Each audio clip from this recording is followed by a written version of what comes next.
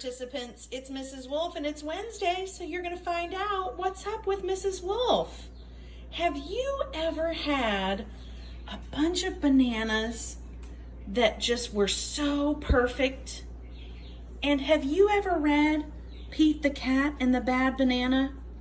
Well, if you haven't, I suggest that you find Pete the Cat and the Bad Banana. You might even be able to find it on YouTube. Because in this book, although I can't read it to you, he has a bad experience with a bad banana. And the problem is, Pete loves bananas. He loves banana everything, and he loves banana bread. So today I'm gonna show you my top secret recipe for the best banana bread you've probably ever had in your life. The most important thing about the bananas that you use for banana bread, they shouldn't look like this. They should look like this. Ugh, yuck, we would never eat these, but they're perfect for making banana bread. First things first, we are gonna take these disgusting bananas out of their peels and put what's in the inside into the big clean bowl behind us.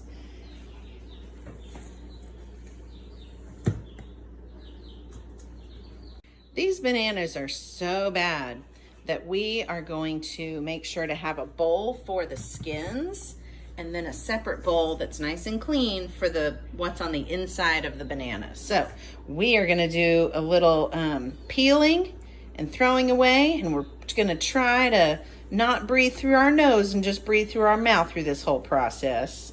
So let's talk ingredients here. Well, of course, we already covered the fact that you will need 4 completely disgusting rotten bananas, peeled and put into a bowl.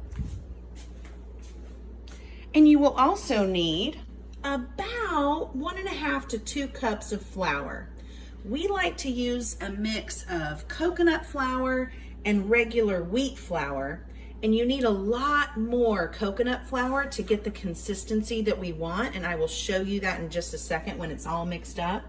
So right here, I actually have a combination. You can see the layer right there. On the bottom is about 1.25 cups of regular whole wheat flour, and then we have the rest, which is about 2/3 cup, to make it about 2 cups total. If you were working with just regular wheat flour, then I would suggest 1.5 cups. And I'll show you a little trick, because getting the consistency right on banana bread is the key to keeping it nice and soft after it's done baking. You're going to need 3/4 cup of sugar. You're going to need 2 eggs, about 1/4 to 1/3 teaspoon of baking soda, and I always make sure to press out any clumps. Baking soda is going to make it light and fluffy in the oven. I have a grinder of salt, and this is pink Himalayan salt, and I've grinded out probably 1/8 teaspoon of salt. I've got, just estimated about 3 tablespoons of butter, maybe 4. If you go to 5 or 6 tablespoons of butter, it's all good. And then instead of vanilla extract, I actually want to just use up this vanilla powder, but if you had some vanilla extract at home, that would be awesome. But it's kind of optional. You don't really need the vanilla extract. Okay, so for whenever you're baking, you want a container that is going to hold at least 2 quarts. It could be in the shape of a square. This is an 8-inch by 8-inch baking dish. It could be in the shape of a rectangle, a circle, whatever is going to hold your mixture. You could even do it in muffin tins with little paper cups. This recipe will make approximately 12 banana bread muffins if you wanted to do the muffins. All right, so let's get mixing. This is the first thing that I like to do. After I have all my bananas, I like to put my sugar in. And this is the cool part. You can use a fork, you can use a slotted spoon. I like to use a potato masher. And you just start mashing it all up. Now, the sugars in the rotten bananas are gonna mix really, really easily with the granulated sugar. And it almost makes the bananas watery. I'm gonna mix this up a little bit real quick. So I had to use 2 hands here to make my banana sugar mixture as mixed up as I possibly could. I don't want any big lumps. So if you have fresh, beautiful bananas like that right there, you'll just have a bunch of clumps and lumps. We're looking for drippy mixture after you put in the sugar with the bananas. Time to turn on our oven. A trick that I always use is, if I'm using my oven, I turn on the oven light. So if the oven light is ever on and I've forgotten that I've used it, then I probably need to make sure it's not on high. Bake, and we want to be at 350 degrees. Now what we do is we put in our butter. Why, Mrs. Wolfe? Well, because we want it to melt, and the Wolfe family does not have a microwave. So another thing that I want to make sure I do before I put my mixture into my oven safe dish is I want to spray it with some kind of spray. Now, the cool thing about having melted butter in a few minutes, you could also pour just a little teeny tiny bit of butter in there, and this is for the adults only in the house because that container of melted butter will be very, very hot. And they pour a little bit of that butter mixture in there. Go get a paper towel and swish it all around. That's what I usually do. This is avocado spray, but you could also use Pam or any other type of spray butter. Okay, let's continue putting our dry, or really, it doesn't matter, honestly. These ingredients I put in first. Oops. So there's my baking soda. There's my salt. Let's see how good I can be about cracking an egg with one hand. Oh my gosh. Professional status right there. I always like to make sure that I'm cracking my egg on a flat, hard surface. Oh, this one might not be as good. I think I got some shell in there. Here's a trick. When you are making something and you accidentally get some shell inside your mixture, especially if you're dealing with like frying an egg, get the eggshell that you just broke. You just scoop it right out like that so you're not burning your fingers and you're not sticking your fingers in there. Of course, I wash my hands before. I always want to wash my hands after I've touched raw egg. Be right back, I gotta use some soap. Now, in with my vanilla powder. Remember, you can use vanilla extract. I'm using about 1/4 teaspoon, and I would do the same with the vanilla extract. But again, a little bit of that goes a long way. Okay, we're gonna break these eggs up and just kind of incorporate our powders. The last thing that I want to add is the flour. So we talked earlier very briefly about how important the consistency of banana bread is. And if your banana bread is really, really thick and it's almost like Play-Doh, like dried Play-Doh, guess what it's gonna taste like? Dried Play-Doh.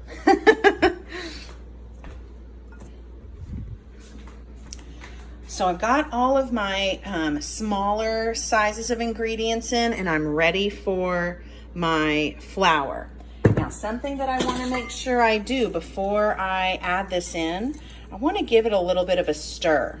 Because if you remember from the beginning, all of my wheat flour was on the bottom of this measuring cup, and my coconut flour was kind of sitting on the top, but I don't want to add only one and not the other. And this is the cool part about cooking, is that you can just go as slow as you want. You might find that a recipe that you followed perfectly is not exactly what you want, but you get to decide what you want. So I'm gonna add most of this, leaving a little bit out. So this is probably like a 1/4 cup, maybe a 1/2 cup. I'm gonna slowly combine by pressing, pushing, and pulling. Giving my bowl just a little stir. And getting that flour mixed in with the wet ingredients. So we're combining the wet and the dry ingredients, even though I already had a little bit of dry ingredients in there already. So I took a little time and I mixed it with both hands. And I just want to show you, whenever you're wondering about what consistency is, you want to lift a little bit of the ingredients out and pretty much see how fast or slow it drips.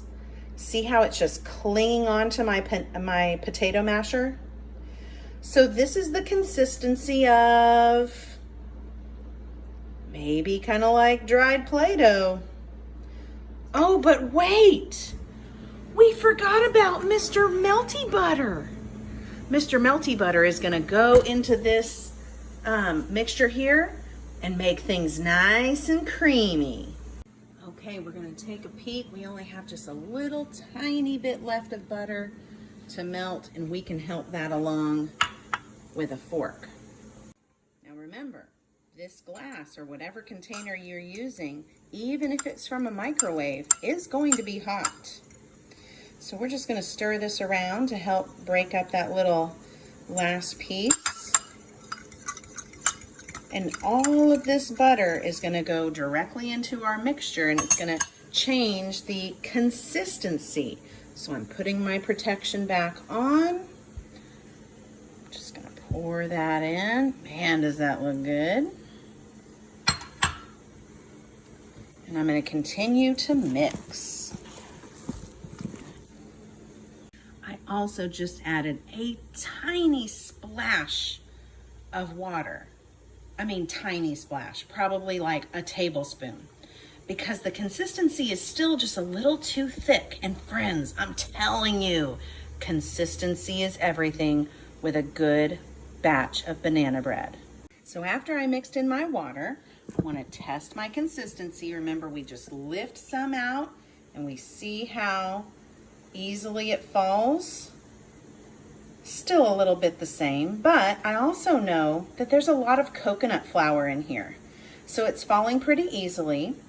And if I had all wheat flour, it would act a little bit differently. But another test of consistency is just pressing down and seeing how mushy it is, this is nice.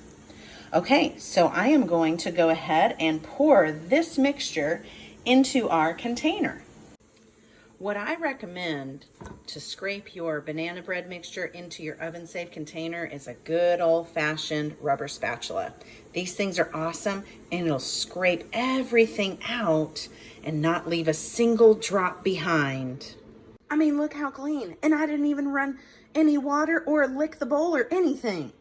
So here we have our mixture, and now we need to flatten it out. We want our oven, and of course, kids, you're doing this with adult supervision at your house. We want our oven to be at 350 degrees. Our banana bread mixture is going to be in the oven for approximately 50, that's a 50 to 55 minutes. If they're muffins, it's probably going to be a lot less. It might even be only 30 minutes for your muffins. The trick with baking anything is to make sure to know when to check on it and how to check on it. So as this banana bread bakes, I'm gonna be showing you what I do to check on it to see if it needs a little more time or if it's all done. Into the oven it goes, right in the middle. And of course, I can set my timer.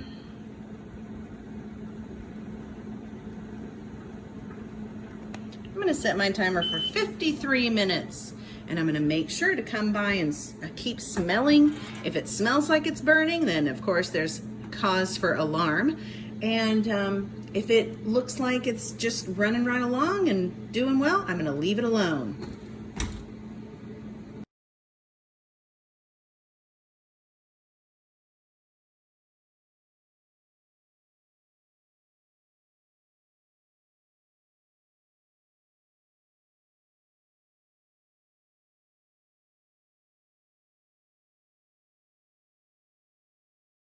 My consistency is perfect. It is drippy and ready. Yes, I'm sure the plug is on the wall in the bathroom. My son is really liking the vacuum cleaner right now. Here in the bathroom. Have Daddy help you, bud. And I'm not stopping him from vacuuming the floor because that means I don't have to do it. So I'm taking a spoonful into each muffin tin. And I will come back and top these off, but first I just want to get, oh no, a big old spoonful in each one. Make sure to clean off any drips like this before you put the muffin tin in the oven because they will burn, especially on this old-timey aluminum muffin tin. I like the paper cups because they make it easier to clean the muffin tin. So I'll just continue filling these up, and then whenever I have all of them filled and still extra mixture in the bowl, I'll just top them off. These don't rise up very much because I don't have any yeast in here. So they're really not going to rise up and over in the muffin container. They're just gonna rise a little tiny bit. So it's okay to fill these up. While my son Miles vacuums the bathroom, and of course I don't want to stop him, I've taken out our loaf of banana bread from the beginning. I noticed that the outside edges are nice and golden brown. That's one sign that it's done. And also I'm going to press a clean fork down, draw it out, all clean, no dough is sticking to that fork. It's ready to cool down and set. The muffins are in. This is one of Miles's favorite parts of banana bread are the muffins. Yeah, portion control, except for when you eat 7 of them. So in the oven at 350, 45 minutes, and we're gonna see what they look like in that amount of time. So as you can see, the muffins have only been in the oven for less than 10 minutes. I want you to see something. Look at how they're already rising up. So they are just 100% wheat flour, and they are rising up like crazy. The coconut flour muffins, or banana bread, did not rise up very much at all. So it's not, good or bad, but that's why I was saying that earlier, it's so important to have a nice gooey consistency, because if it's too thick, whenever it cooks in the oven, when it bakes, it will be thick after it is all baked and ready. We have 9 minutes left on these muffins, y'all. Oh, look at those. They're starting to crack on the top a little bit. That's a good sign. See those back in the back? Cracking on the top. That's a good sign that they're starting to be done in the middle. However, and students, don't do this. You let an adult do this if they want to. See how bouncy that is? Now, if my finger just went down in there, they wouldn't be done. So I am shutting off the heat on this oven, and I am taking these bad boys out of here. So there you have it. Banana bread 2 ways, muffins and a loaf. This loaf, again, was with about half coconut flour, so a little less on the carbs, and coconut flour is gluten-free, but I did have wheat flour in this recipe, so please don't think that this is 100% gluten-free. And these are, of course, with mostly wheat flour, so they rose really well, but they stayed in their cup and they cracked on the top. Just do a little tap. These are all done, and of course, I'm gonna have to go to my neighbor's house for some more butter because I used all the butter in the making of the bread, and you can't have banana bread without some melted butter. All right, enjoy, my friends. Please comment below if you plan on doing this recipe. And if you do, tell me how yummy it is. Simmer down now. I'm about to make some soup with whoa, hey.